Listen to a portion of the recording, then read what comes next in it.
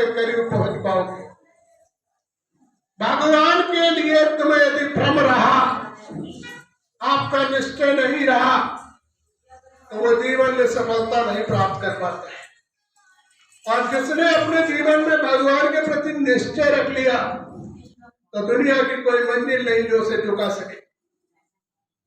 जीवन में प्रमाण प्रहलाद और ध्रुव ने भी करके दिखाया, लेकिन वो समय बहुत हो गया। अब तुम चाहो तो अपने जीवन में इस प्रमाण को ला सकते हो, और यदि तुमने अपने निश्चय का प्रमाण अपने जीवन में ला लिया, तो विचार करने की बात है, जीवन में कभी कष्ट नहीं आएगा, कभी समस्याएं नहीं आएगी। और एक चीज और जान दो, कभी भी जो है धर्म स्थल पर जाओ तो सबसे पहले अपनी वाणी पर उपराम दो, अपने अंदर के सोच को परिवर्तन करो। और यदि आपके पास वाणी का न रुके, सोच आपकी ना बदले, तो फिर किसी धार्मिक स्थल में जाने की आवश्यकता नहीं, और न तुम्हारा उससे कल्याण। कल्याण जब ही होगा जब कल्याण करना चाहोगे।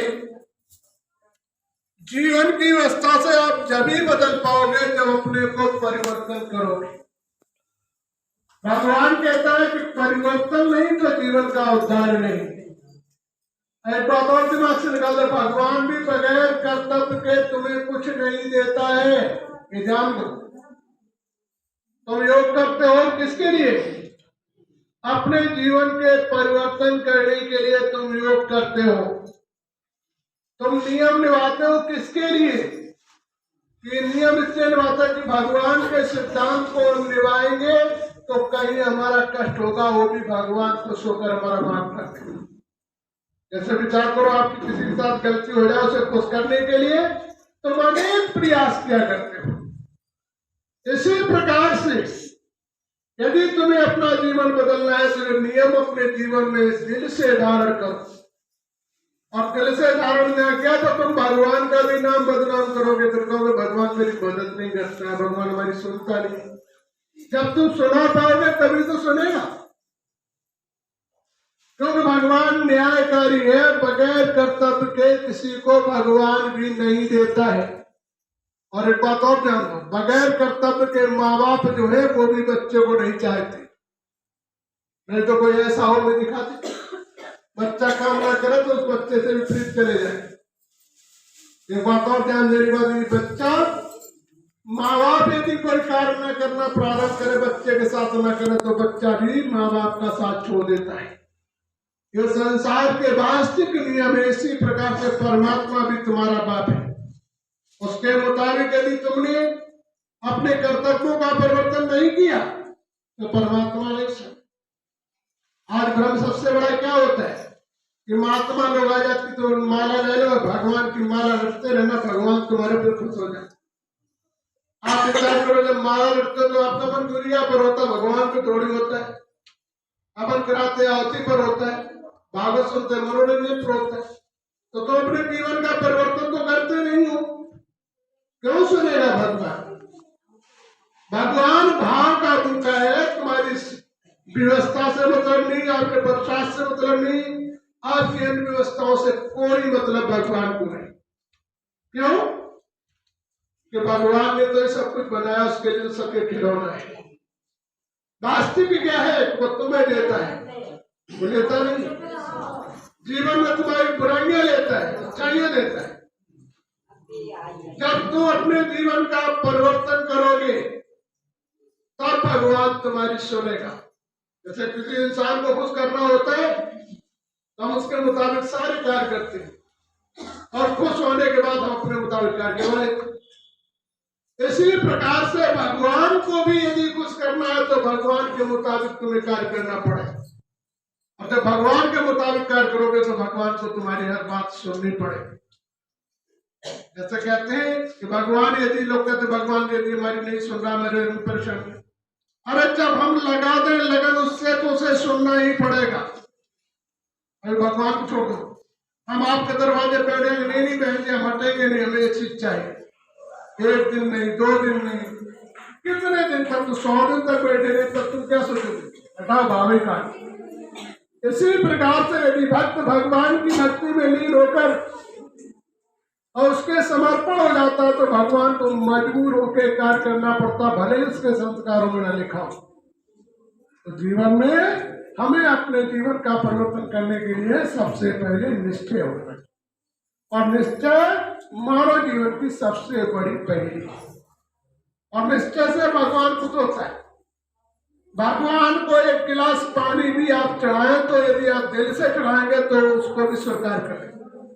आप भोजन खाते हैं, भोजन का भोग सच्चे मन से लगाएंगे तो आपका जीवन परिवर्तन होगा, और भगवान को भी आशा होगी, देखो बच्चा मेरे प्रति अपने पेट का भी भोजन नहीं करता है।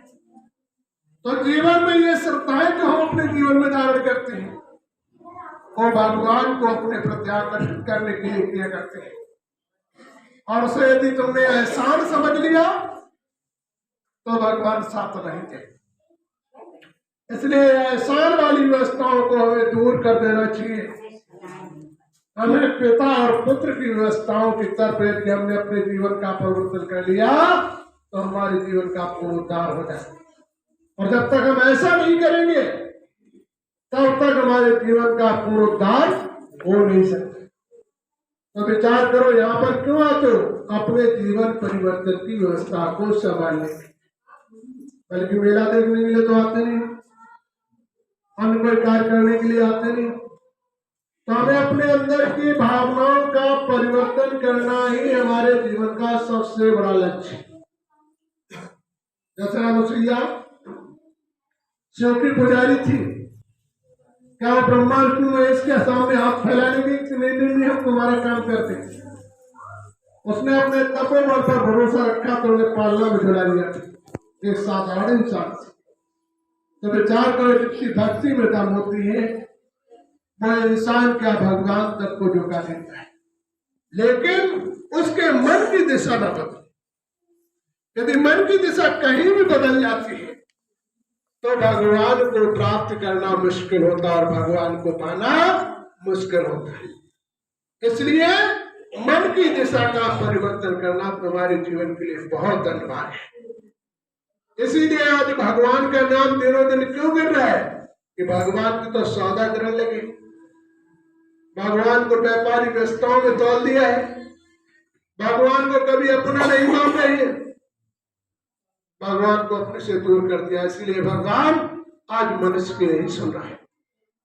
जब भगवान को अपने करीब ले आओगे, भगवान को अपने पास रखोगे, अपने दिल में बिठा लोगे तो भगवान तुम्हारी पूर्ण कर। जैसे हनुमान ने राम और सीता को अपने दिल में बिठा दिया था, लोगों की हंसी करने पर उन्होंने अपना सीना फाड़ के दिखा दिया था। तो विचार करिए, भक्त की, विश्वास की चाइना आज संसार में अमर है, और उसी के कारण हनुमान कब इस संसार से गए, आज भी हनुमान का नाम अमर है, आज भी हनुमान के साथ दौड़ते। तो विचार करिए, भक्त यदि भगवान पर समर्पण हो जाता है तो भगवान के साथ वो भक्त का भी नाम आबाद हो जाता है।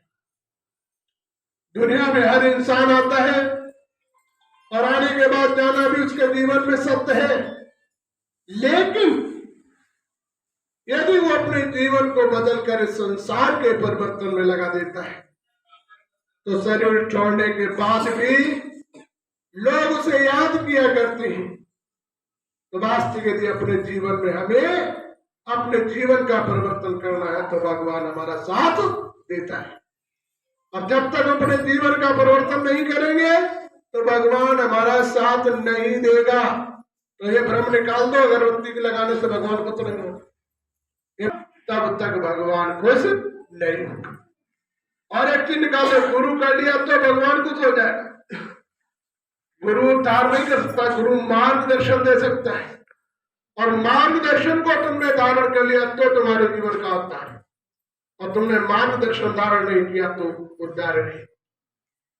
तो हमें इन चीजों का ध्यान देना चाहिए, और जब तक हम इनका ध्यान नहीं देंगे तब तक भगवान हमारा साथ नहीं दे सकता है।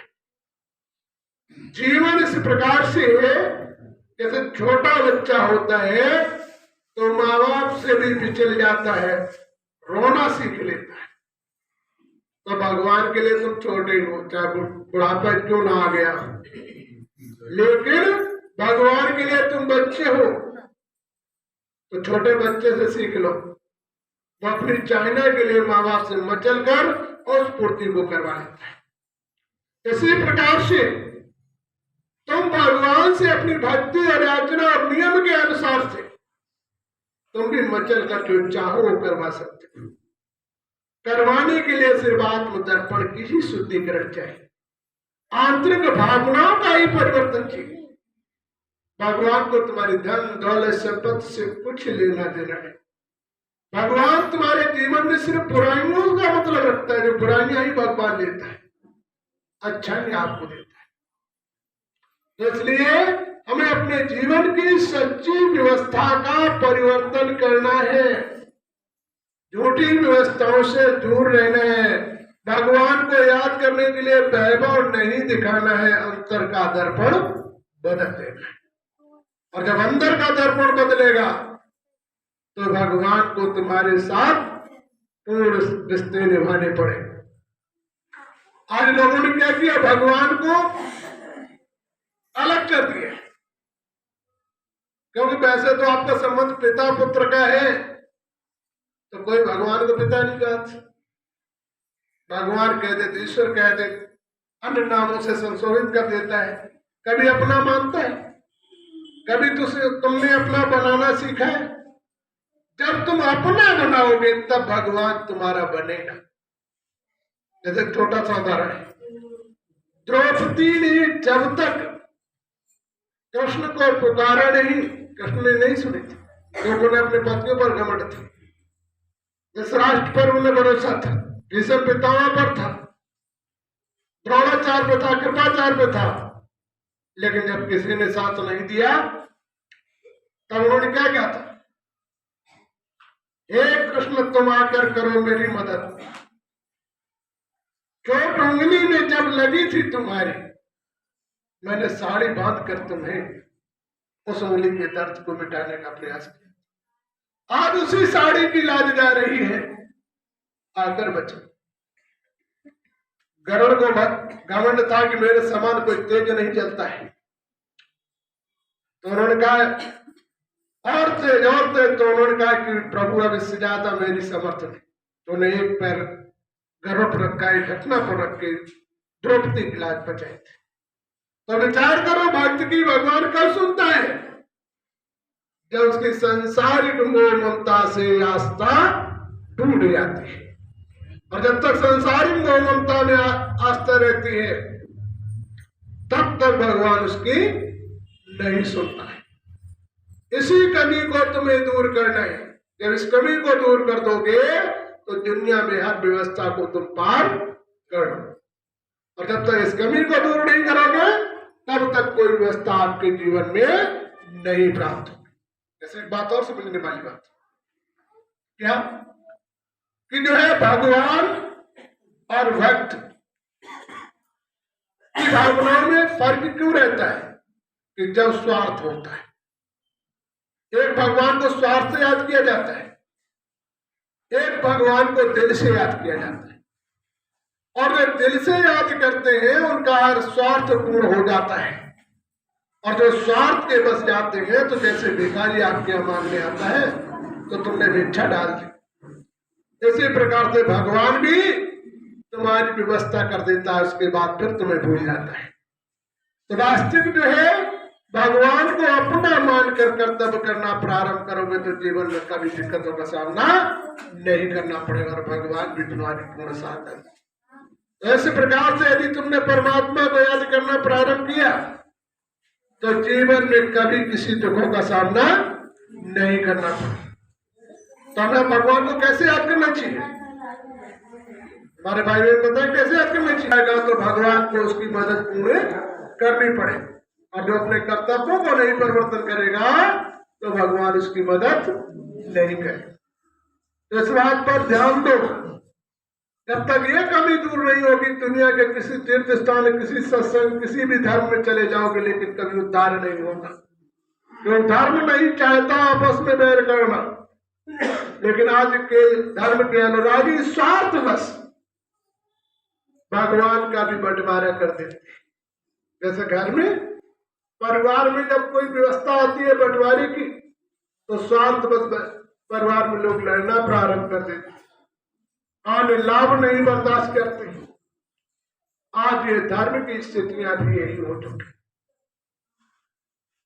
जब व्यास जी भी लगे जिस समय धर्म कलयुग का अंतिम समय होगा, धर्म का जड़ स्वार्थी होगा, मतलब स्वार्थवश धर्म का भी प्रचारण करेगा, स्वार्थवश मानव भाई भाई से संबंध रखेगा। आज आप देख रहे हर कार्य हर संसार में हर प्राणी स्वार्थ से संबंध रख रहा है, वास्तविक जो है रिश्तों का भी संबंध नहीं रहा।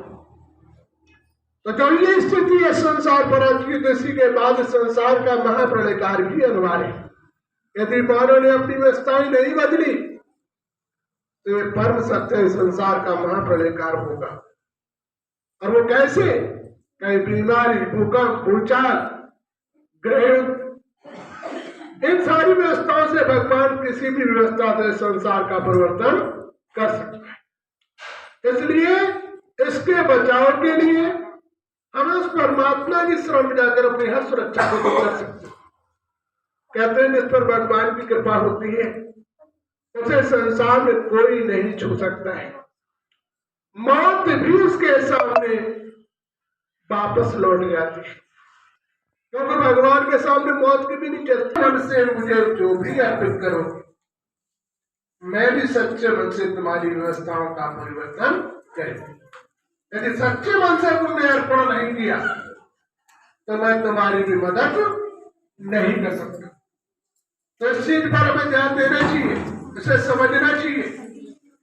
जीवन का सच्चा मार्ग यही है, जीवन का सच्चा धर्म यही है, आत्मा और परमात्मा का मिलाप।